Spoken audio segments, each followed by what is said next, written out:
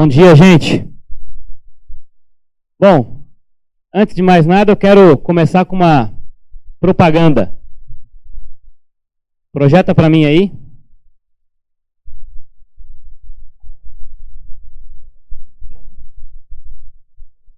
Tá aí, eu sei que você talvez não vai conseguir ler, mas o importante é que você escute bem e anote aí, tá bom? A data. O portal Liderança está de volta. Amém? O que é o portal Liderança, pastor? O portal Liderança, a princípio, ele foi criado para atender, tá bom, aos líderes de pequenos grupos e líderes de ministério da nossa igreja com um ensino mais profundo, uma vez que essa galera geralmente está servindo. Então tá dando e não tem tempo muitas vezes de receber. Então nós preparamos o portal Liderança para treinar aqueles que treinam a gente. Tá? Esse, a princípio, era o foco, e continua sendo, na verdade, o foco desse curso. Mas, como Bíblia nunca é demais, não é verdade? Então, nós abrimos o curso para toda e qualquer pessoa que se sinta interessado. Então, nós vamos retomar esse ano com o curso sobre os evangelhos. Quais são os evangelhos? Mateus, Marcos, Lucas e João. Serão 4 encontros, 4 sábados. E o primeiro sábado será dia 30 de março, o último sábado deste mês. E aí fica fácil você se agendar e lembrar, porque é todo último sábado do mês o curso nesse semestre. Então, último sábado de março, primeiro encontro, todos eles começando às 2 da tarde, indo até às 6, tá bom? Cada encontro, 4 horas de curso. Tá bom? O curso inteiro, então, são 16 horas. Então, 30 de março, depois no último sábado de abril, último sábado de maio e último sábado de junho. Então, são 4 encontros deste curso Evangelhos. Todos eles ministrados pelo pastor Jorge Cacuto, tá bom? Pastor aqui, né? Ele não vem de Angola, não. É angolano, mas não vem de Angola, não. Tá bom? Ele está aqui em São Paulo, pastor aqui, teólogo formado, e vem, então, ministrar esse curso para nós aqui. Os angolanos estão invadindo, né? Isso é bom, é bênção, né? Que bom. Então aí, ó, anota, tá bom? E a descrição do curso aí, você depois, se quiser, pega comigo com mais detalhe e a gente passa as informações mais precisas, tá bom? Muito bem, caminhando então aqui pelos 8 passos da restauração. Hoje nós vamos falar do passo do perdão, ou da reparação, ou os dois, na verdade, um consequência do outro. Até aqui, nós já passamos pela realidade, aquele passo que você compreende, entende que não é Deus. Você não é Deus, você não pode tomar o lugar dele, mas a esperança aponta para o fato de que você crê que existe um Deus. Você não é esse Deus, mas existe um Deus. E Ele te ama. Ele quer te ajudar. E aí você então assume esse compromisso de colocar a sua vida à disposição desse Deus e do Espírito Santo para sondar o seu coração e mostrar ali áreas onde você precisa ser tratado, onde você precisa permitir que Ele, então, transforme, restaure sua vida. E você decide, então, entregar essas áreas para Ele e começar um processo, então, de transformação. Permitir que Ele, por meio da palavra do Espírito Santo, transforme sua vida.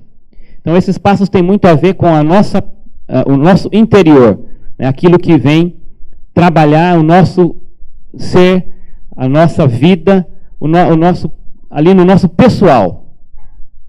Nós com nós mesmos e o nosso Deus. E a partir do passo 6, nós olhamos então para os relacionamentos. Então hoje nós vamos olhar para aquelas áreas que precisam de restauração e de acerto, de reparação à nossa volta. Aquilo que acontece na nossa vida, os nossos pecados, eles têm consequência direta, afeta diretamente as pessoas com quem nós convivemos, especialmente aquelas que nós mais amamos. Então nós temos que entender isso. A partir do momento em que nós dispomos nossa vida para que Deus transforme, renove, e isso começa a acontecer, vai chegar um momento em que nós vamos ter que parar e olhando ao nosso redor e fazer a seguinte pergunta: quais pessoas, a quem as minhas falhas de caráter, os meus pecados, a quantas, né? E quais pessoas eu tenho ofendido? Para quem eu preciso, de fato, pedir perdão? Com quem eu preciso acertar algumas situações, talvez de muitos anos já? E quais pessoas também que nesse processo de restauração eu tenho percebido que me magoaram, que causaram dano à minha vida? E aí, para que eu também possa me libertar disso, quais pessoas ou quem eu preciso procurar e acertar essa situação? Essa é a ideia do passo 6, né? É o passo da reparação. Como diz ali mesmo, onde nós reconhecemos que as nossas falhas e pecados têm machucado outras pessoas.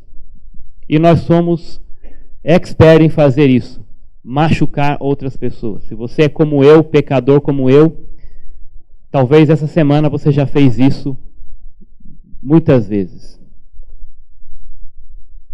Graças a Deus, provavelmente você não será um desses que vai pegar uma arma na mão, como aconteceu essa semana em 2 lugares, um deles aqui no Brasil, e sair baleando e matando pessoas. Talvez você nem conheça.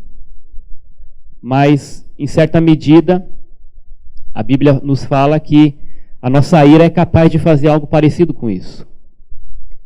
Quantas pessoas você não encontrou essa semana e, nesse sentido espiritual, por causa da sua ira, das suas palavras mal colocadas, da sua explosão, do seu sarcasmo, do seu desamor? Quantas pessoas você feriu? Quantas pessoas você esmagou e deixou ali prostrada e humilhou nesse sentido? Então o passo 6, ele trata dos relacionamentos que precisam ser restaurados. Abre sua Bíblia lá em Efésios capítulo 4.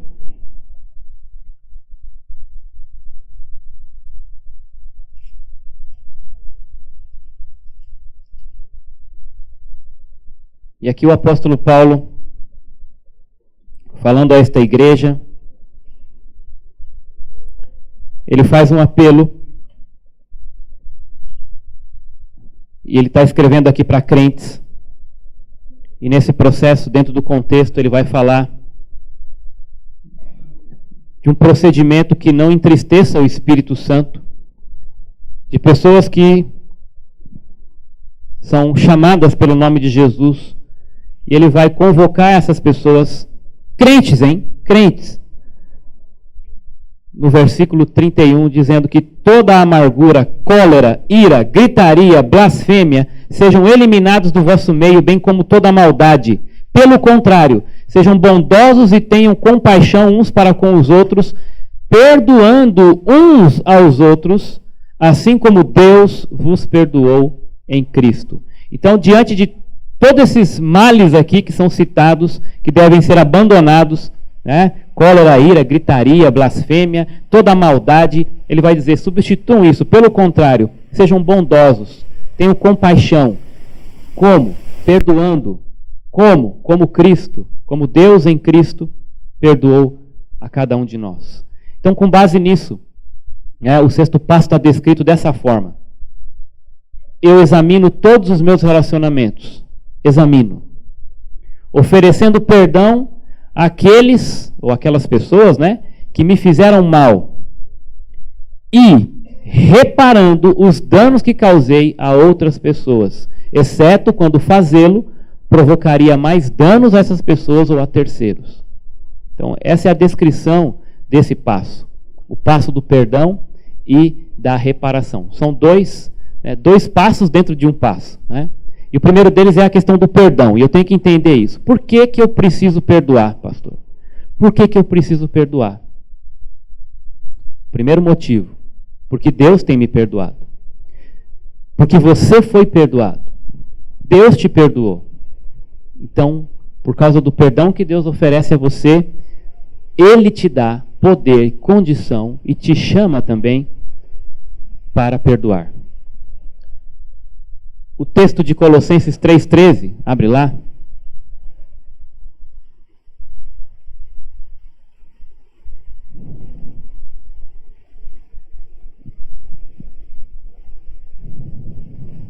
Ele vai apresentar um fato, uma verdade, que também foi descrita lá por Paulo aos Efésios. Suportando e perdoando uns aos outros, e se alguém tiver alguma queixa contra o outro, assim como o Senhor vos perdoou, também perdoai. Então aqui tem uma motivação, um motivo, porque eu devo perdoar. Se alguém tem queixa contra outro, então assim como Deus me perdoou, eu sou chamado, eu sou convocado a perdoar. Quando eu lembro o quanto Deus me perdoou, e você consegue lembrar? Só essa semana? O quanto Deus já te perdoou essa semana? Quando eu lembro disso, fica mais fácil perdoar os outros. Você nunca vai ou terá que perdoar alguém mais do que Deus já tem perdoado você. Você pode juntar todos os perdões que você já ofereceu para todas as pessoas, e somando-se tudo isso, ainda eu garanto para você que você não terá perdoado mais do que Deus perdoou apenas você até aqui.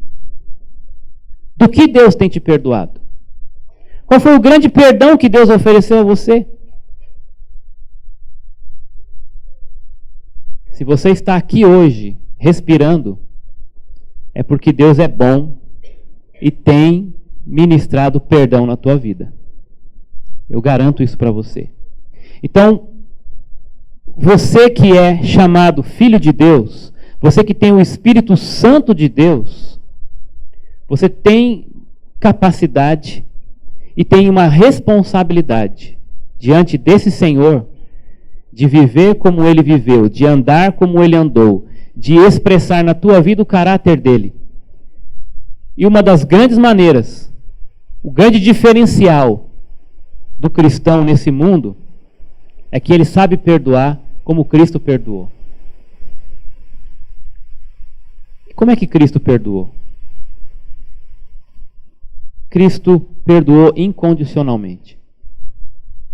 Ele olhou para a sua situação desgraçada e ministrou graça. Cristo perdoou não pelo mérito que você tinha, mas pelo amor dele. Então é assim que nós devemos olhar para as pessoas. Paulo aqui está falando para crentes. Nós vamos ver um pouco desse diferencial. Aqueles que não têm o Senhor Jesus, talvez você tenha parentes, talvez dentro de casa mesmo, gente que não conhece a Cristo. E essas pessoas não têm o Espírito Santo. Logo, se elas não têm o Espírito Santo, elas não têm esse poder de perdoar como Deus perdoou, nem de amar como Deus amou. E elas vão nos ofender. Não espere dessas pessoas que elas venham ajoelhando pedir perdão para você, pelos males que elas fizeram. Elas não vão fazer isso porque elas não têm condição de fazer isso. Elas não têm o Espírito Santo de Deus com elas. Então cabe a você como cristão ser exemplo disso, de graça e de perdão. E entender essa situação da pessoa que não conhece a Cristo, de perdida. Então você não tem que ficar esperando dela uma atitude espiritual, porque ela não tem o Espírito. A sua atitude deve ser de amor, e esse amor primordialmente passa pela pregação do Evangelho. Porque quando você prega o Evangelho, você está apresentando para um incrédulo a grande proposta de perdão que ele jamais teve na sua vida. O Evangelho é uma proposta de perdão. O Evangelho é a resposta de Deus, do Deus Santo, de graça, para o homem perdido e pecador que está na desgraça. Então, quando você estiver se relacionando com um incrédulo, não espere dele que ele tem uma vida, uma atitude condizente com aquilo que é espiritual. Não. Porque nós mesmos que já temos o Espírito Santo, muitas vezes a nossa atitude também não condiz com aquilo que é espiritual. Nós não conseguimos ministrar perdão, muitas vezes por orgulho, e não conseguimos também aceitar o perdão, quanto mais aqueles que não têm o Espírito Santo. Então você tem que ter essa compreensão, entender que você deve perdoar, porque Deus te perdoou. Porque Deus te perdoou. Você não deve esperar isso de pessoas, mas sabe que pode contar sempre com o perdão de Deus, e é esse perdão de Deus que vai levar você a ministrar perdão na vida do seu próximo. Eu tenho que perdoar porque o ressentimento não funciona. Já parou para pensar nisso na prática? O ressentimento não muda o passado. Não é porque você não está guardando aquilo, não, mas a pessoa me ofendeu, mas eu estou muito ferido, estou muito machucado, e eu não vou perdoar, não vou conversar, não vou tratar isso. O que vai mudar para você isso? Não vai mudar. Se vai trazer alguma coisa, só vai ser alguma coisa negativa, não vai trazer nada de positivo o ressentimento. Ficar guardando aquele peso. Você que conhece Jesus Cristo, você que conhece o Evangelho, o ressentimento é um peso pecaminoso que você vai levar. Ele não corrige o problema. A falta de perdão, o guardar o ressentimento, isso não trata, não resolve, não corrige. Não muda a pessoa. Não é porque você não está ministrando perdão, não a procurou, que ela vai mudar, porque simplesmente está sentindo falta. É um toma lá da cá, muitas vezes. Um acha que está certo, não vai. O outro, também, mesmo sabendo que está errado, fala assim, mas eu também já fui magoado lá atrás, também não vou. E fica aquele cabo de guerra, e infelizmente, às vezes, nessa história, tem 2 cristãos envolvidos e, o que talvez seja até pior, um cristão diante de um incrédulo. Não tratando por causa, porque acha que tem algum proveito guardar ressentimento. O ressentimento, o que ele faz, na verdade? Ele só fere a própria pessoa, fazendo ela se sentir mais irada, mais pesada com aquilo e, consequentemente, mais infeliz. Jó admite isso na sua fala. Abre lá no livro de Jó, ali descrito capítulo 5.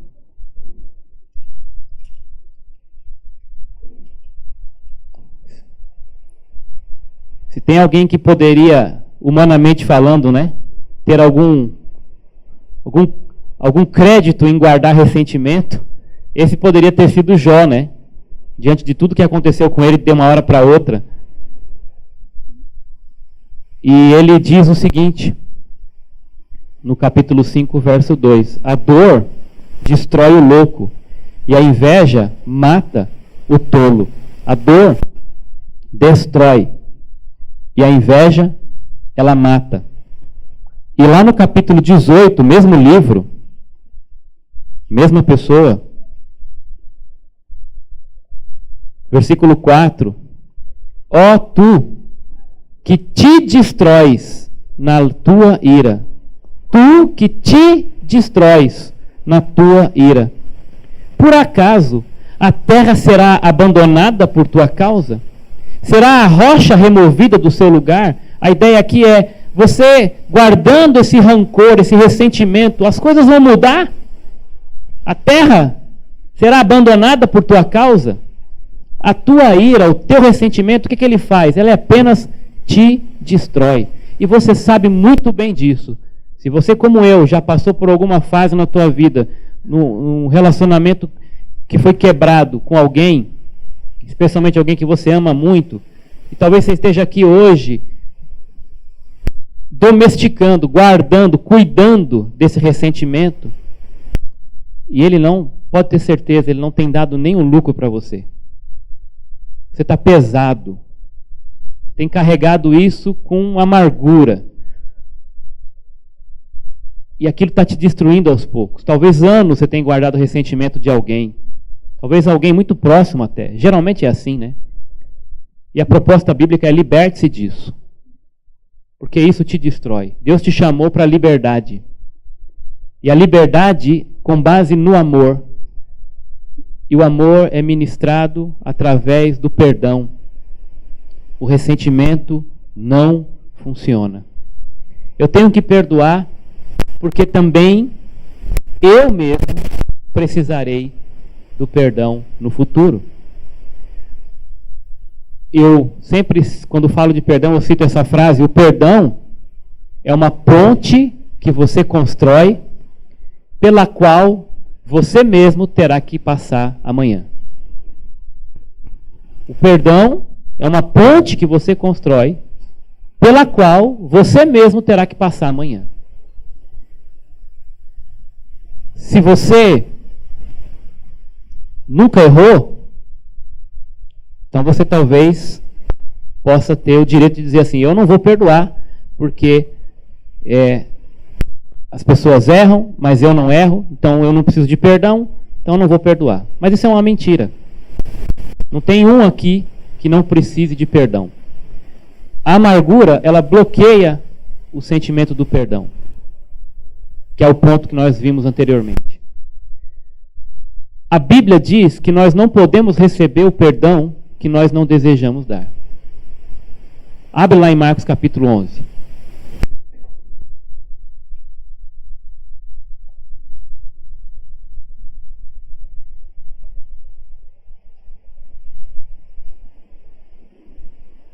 Versículo 25.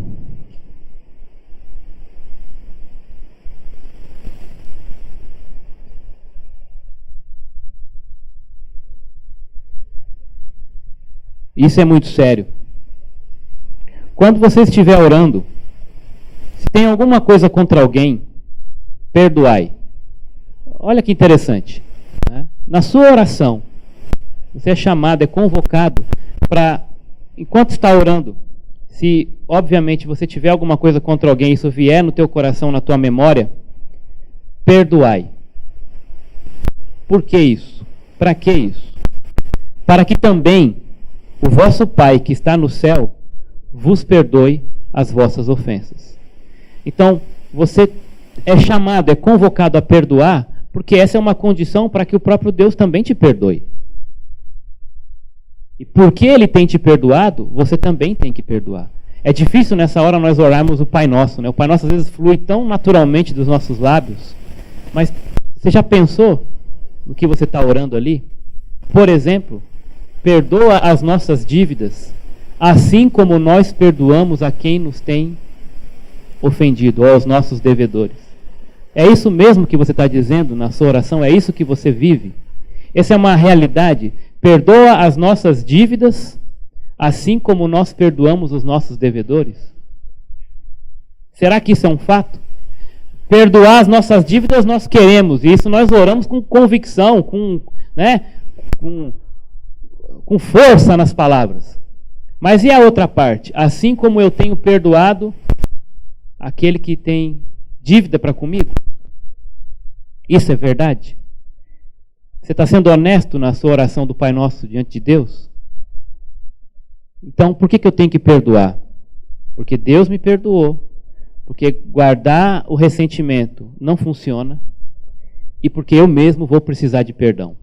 Então, são 3 motivos aqui básicos pelos quais eu preciso entender que sou chamado a perdoar. E como que eu devo fazer isso? E aqui algumas dicas, né? Como que isso vai funcionar? Primeiro eu tenho que revelar a minha dor, a minha ferida. Eu não posso exigir que alguém me perdoe se essa pessoa nem sabe. Ou exigir que alguém, né, peça perdão ou trate uma situação comigo de ofensa, se a pessoa nem sabe que me ofendeu, se ela nem sabe como eu estou me sentindo. Então, muitas vezes eu não quero admitir. Ah, como é que você está? Não, está tudo bem, não, deixa para lá, tá beleza, tá, deixa quieto, tal, sem problema. Mas você está falando isso da boca para fora, porque lá no seu coração você está com problema. Tem algo que está te incomodando. A pessoa te magoou, ela te feriu. E nós até, numa das aulas aqui, no ano passado, Qual que era a matéria aqui do ano passado, Davi, que eu dei aula aqui? Controle da língua. Tinha uma aula sobre perdão. E nós aprendemos, isso foi muito bom, que nem tudo a gente vai lá procurar a pessoa para fazer um simpósio. Não, ó, quero sentar aqui porque eu preciso conversar. Ontem você passou por mim, não me olhou, não me cumprimentou. Imagina se toda hora que acontecer um negócio desse, todo mundo...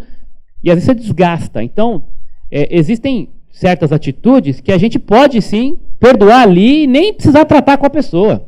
Porque sabia que às vezes ela está cansada, né? Ela não queria ter dito aquilo, enfim. Às vezes você vai realmente, nesse sentido, relevar, né? Cobrir, o seu amor vai cobrir esse pecado e não vai precisar tratar. Agora, se isso continua acontecendo, ou se é uma coisa mais grave, e aí dentro do discernimento espiritual, aí é necessário que você, se aquilo está realmente te ferindo, está corroendo você, se aquilo te ofendeu mesmo de verdade, que você não está conseguindo pensar naquela pessoa com carinho mais, e aí você então deve chamá-la para conversar com ela. Agora ela tem que saber que às vezes a pessoa está fazendo algo, mas ela não percebe, por mais que você fale, nossa, é um absurdo, será que ela não sabe que me ofendeu? Será que ela não lembra do que falou e ainda está me tratando desse jeito com a cara de pau? Mas às vezes não, irmão, você não só vai saber se você sentar e conversar. Então você tem que fazer o quê? Você tem que primeiro admitir que você está ofendido, né? E então chamar aquela pessoa e admitir diante dela que você está magoado, que ela te feriu, que ela errou contra você, né? Então, muitas vezes não queremos admitir que as pessoas que nos amam nos feriram, mas não podemos perdoar o que não admitimos que foi um erro. Se eu não sei que te ofendi, como é que eu vou perdoar você? Eu tenho que entender o que aconteceu. Então, uma conversa, aí vem a maturidade dos dois lados, né? Do seu lado, que foi ofendido, de chamar essa pessoa, de tratar com ela em amor e expor para ela. Olha, pode parecer coisa boba para você, mas aquele dia que você não me cumprimentou, eu não sei, mas eu me senti muito com aquilo, né? E eu não podia deixar isso passar porque está me incomodando. Se esse for o seu caso. E aí quem está recebendo aquilo também fala, nossa, que frescura, né? Porque você não sabe o que está passando no coração do outro, da pessoa. Às vezes alguns têm uma sensibilidade maior, às vezes esperava tanto de você, tinha uma expectativa tão grande, e você frustrou. E os relacionamentos são assim. Então nós temos que ouvir, e se essa pessoa já se dispôs a vir acertar com você, irmão, considera. E, olha, me perdoe, né? Pode ser que você realmente tenha tido a intenção de não, que estava chateado com alguma outra coisa, e trata aquilo ali. Fale com a pessoa. Exponha com amor o que está acontecendo, o que está te magoando, o que te feriu, o que te contrariou. Nós somos irmãos, é o nome de Cristo que tem que ser zelado, irmão, entre nós, em primeiro lugar, que tem que ser honrado. Então, não fica bem dois irmãos, membros do mesmo corpo de Cristo, separados. Esse é o motivo pelo qual Paulo escreve aos Coríntios em relação à ceia do Senhor, que a ceia é a expressão máxima de comunhão. Ele falou, vocês não podem tomar a ceia desse jeito, porque há divisões entre vocês. Por quê? Gente guardando, né, fazendo coisas e não acertando aquilo que estava errado no meio do corpo de Cristo, né, e achando que estava tudo bem. Então a primeira coisa é revelar isso, né? Liberar essa expressão, né, liberar o meu ofensor, né? Eu libero quem me ofendeu através do perdão, mesmo antes que essa pessoa peça perdão. Você viu o texto que nós lemos? Quando você for orar e lembrar que alguém te ofendeu, perdoe. E aí o seu perdão é diante de Deus, primeiramente. Diante de Deus você está perdoando aquela pessoa. Quando não é possível, ele dá uma sugestão aqui, interessante, né? Pode ser que essa pessoa não está próxima a você, que você não consiga ter contato com ela, ou talvez naquele momento ainda você não consiga encarar olho no olho, mas você já pode, diante de Deus, ir preparando o seu coração e liberando esse perdão. E ele fala dessa técnica da cadeira vazia, né? É um método aí que você pode usar se for conveniente para você. É como se a pessoa estivesse ali, você olhar ali para aquela cadeira e dizer, olha, eu te perdoo, né? E fazer esse exercício. Ou escrever uma carta, como se tivesse que enviar para a pessoa, e depois, obviamente, você queima, joga fora, mas só para exercitar, né, colocar isso para fora. Nós fizemos no acampamento um exercício, né, onde os pais escreveram cartas para os filhos, adolescentes e jovens. E ali nós chegávamos para os pais dos acampantes e falávamos assim: olha, seu filho vai estar no acampamento e tal, e eu gostaria que você escrevesse uma carta para ele, dizendo na carta o que ele tem sido para você e o que você espera dele daqui para frente. Eu não li as cartas, mas a gente sabe de relatos, né, de que em alguns casos ali foi tratado perdão, né? Pais pedindo perdão, pais expondo, abrindo o coração: filho, você tem me magoado nisso e nisso. E é um momento onde o filho vai pegar aquilo ali, é ele e Deus e a carta. Talvez o pai ainda não tivesse aquela coragem de olho no olho, ou enfim. Mas certamente ao ler aquela carta, seja do lado positivo, dos elogios e tudo mais, seja do lado também daquele impacto de: olha, você está dando mancada aqui, isso foi positivo. Por quê? Porque Deus já estava trabalhando ali aquele ambiente para o perdão. Mateus 18, abre comigo ali.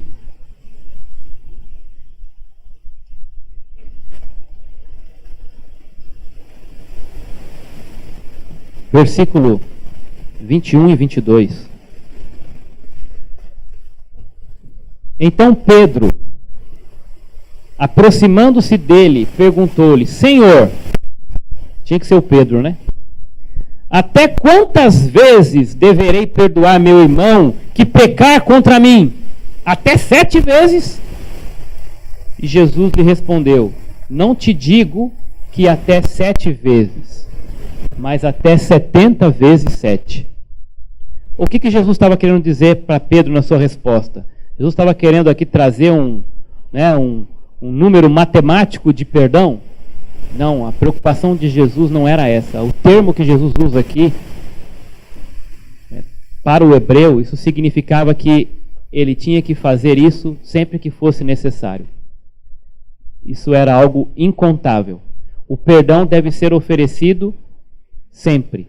Agora, tem um outro detalhe, numa passagem paralela a essa, lá em Lucas 17, falando de crentes, de irmãos. E eu gosto sempre de trazer esse detalhe, que às vezes passa despercebido em relação ao perdão. Nós temos que tomar muito cuidado, nós irmãos crentes, para não ficar barateando o perdão. Porque o próprio Deus, para que Ele me perdoasse e te perdoasse, isso custou um preço altíssimo para Ele. Então a gente tem que tomar cuidado para não ficar barateando o perdão. Sair jogando o perdão para o alto, assim como, né, se fosse qualquer coisa barata. Lucas 17, 3 e 4. Tende cuidado de vós mesmos. Se teu quem? Irmão. Teu irmão pecar, repreende-o. Se ele se arrepender, perdoa-lhe. Mesmo se pecar contra ti 7 vezes no dia, e 7 vezes vier até ti, dizendo: estou o quê? Então, tu lhe... Existe uma condição para perdão entre irmãos? Não é barato, né? Porque tem gente que fala assim: não, já perdoei, então ele pode continuar fazendo, está perdoado em nome de Jesus. Pode continuar fazendo? Que perdão é esse? Deus perdoou essa pessoa que está fazendo e não está nem aí? O rebelde?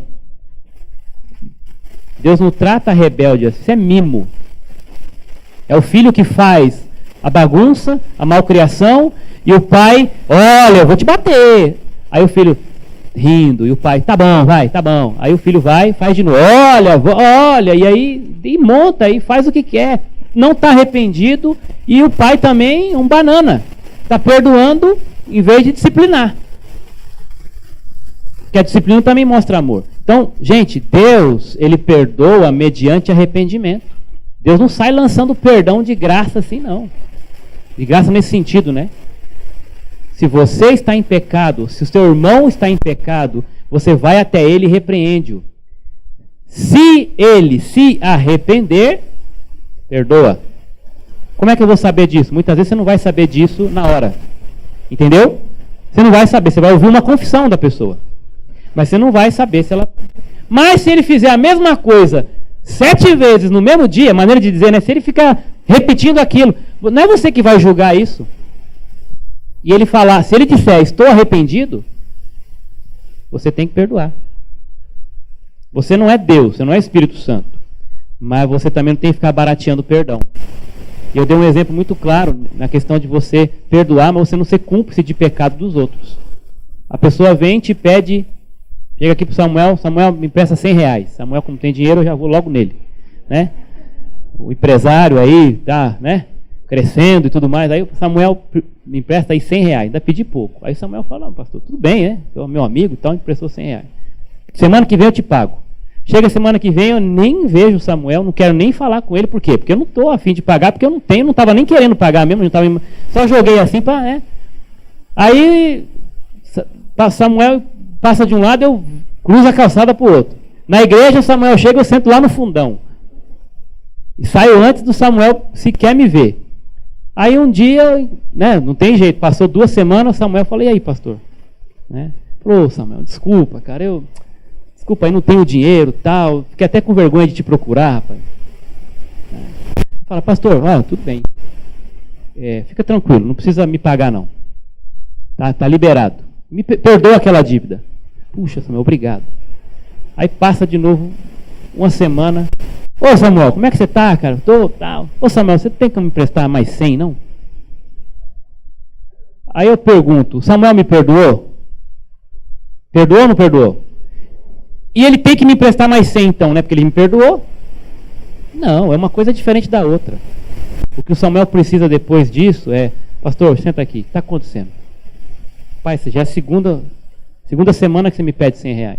Está com algum problema nas suas finanças e tal? Porque eu não quero ser aquela pessoa que vai ficar só emprestando e você vai ficar endividado. Se isso é comigo, pode estar sendo com outros. É difícil fazer isso? É mais cômodo chegar lá e dar R$100 logo? Para alguns é. Mas não é isso que Deus pede de nós. O Samuel tem que ministrar na minha vida, tem que me repreender, porque isso é pecado. Vai ficar pedindo dinheiro toda hora para os outros. Tem alguma coisa errada acontecendo. Então ele tem que me repreender. Ele tem que buscar me ajudar, ou buscar alguém que possa me ajudar. Ele não pode ficar sendo cúmplice do meu pecado. Mas está perdoado. Se ele me perdoou, ele tem que emprestar de novo. Não. Está entendendo a diferença? Então, irmãos, para a gente terminar, como é que perdoamos os outros? Substituindo a ferida pela paz de Deus. Deixamos Deus fazer a justiça. Por quê? É Deus quem faz a justiça. Colossenses 3. Mostra a plaquinha aí, pastor, que eu já não sei como é que está o tempo aí.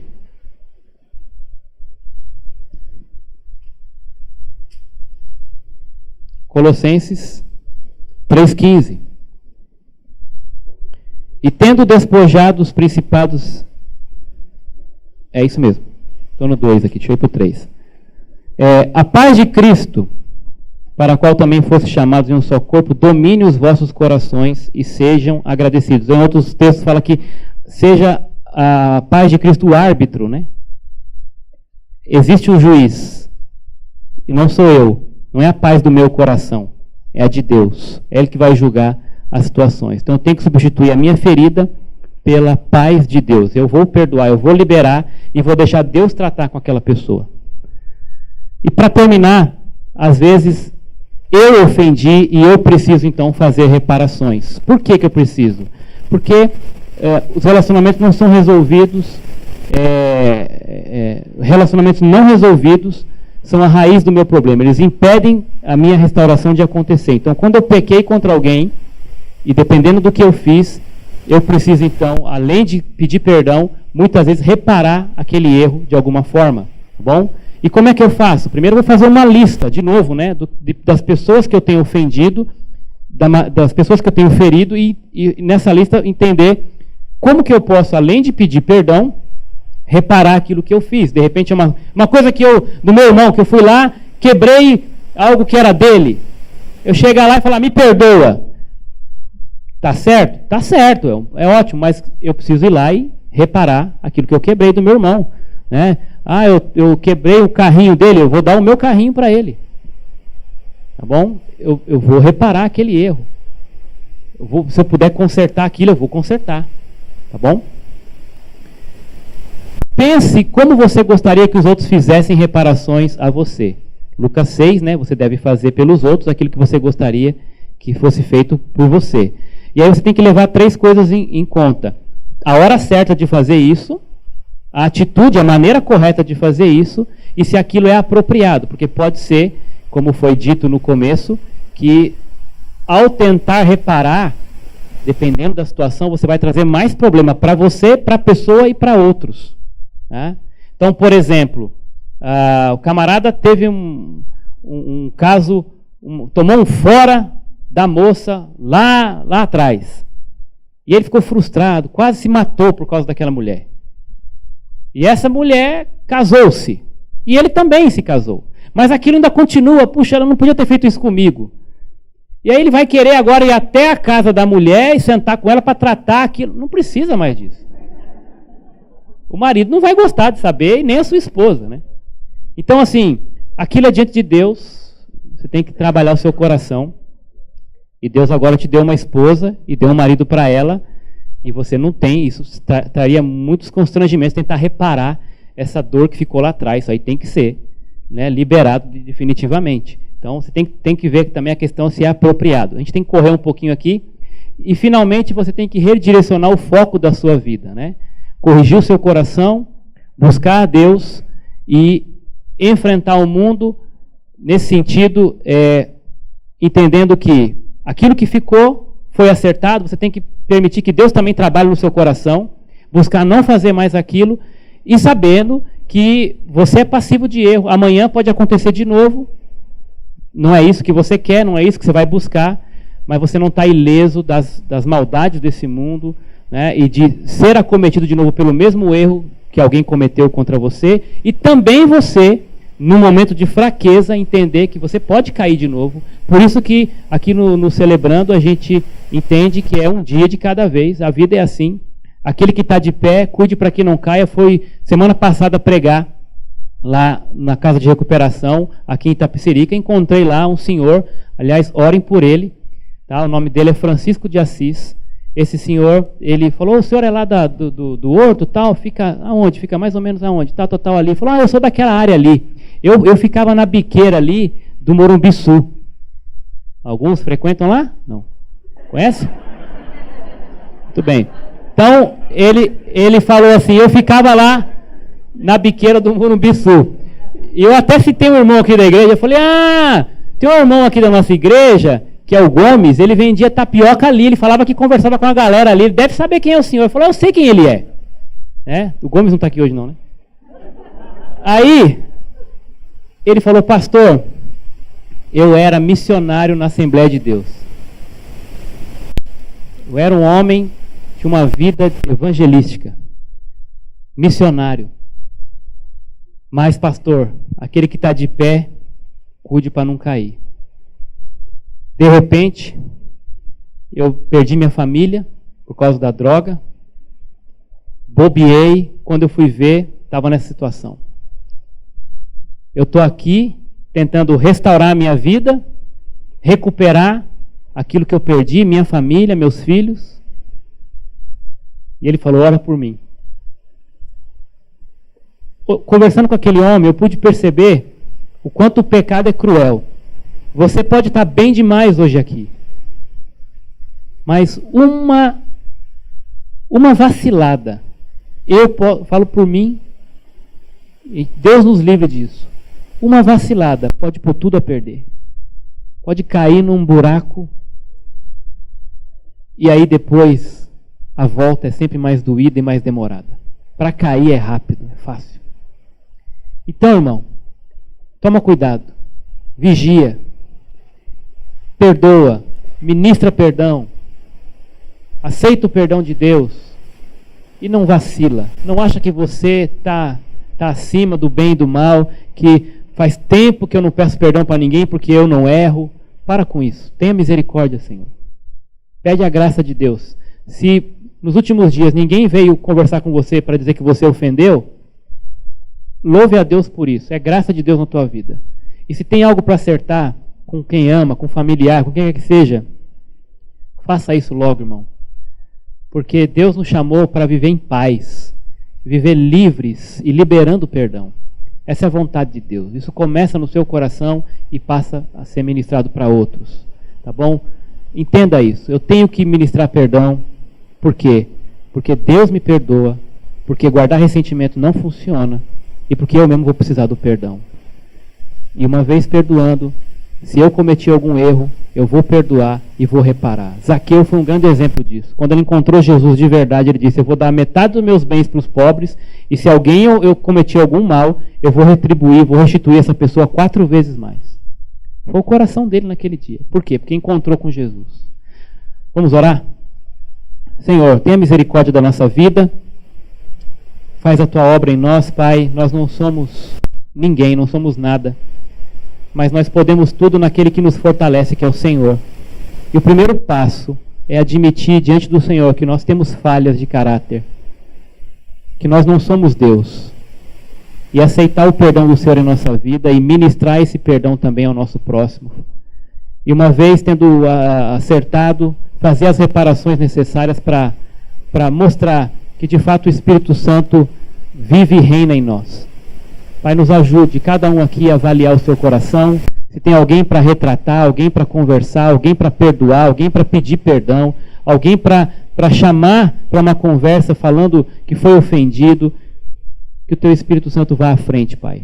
Ministre nos corações. O que nós não podemos é ter uma igreja dividida por pessoas orgulhosas que não querem nem aceitar e nem ministrar o perdão de Deus nas suas vidas. Tenha misericórdia da nossa igreja, da nossa vida, e nós oramos assim em nome de Jesus. Amém.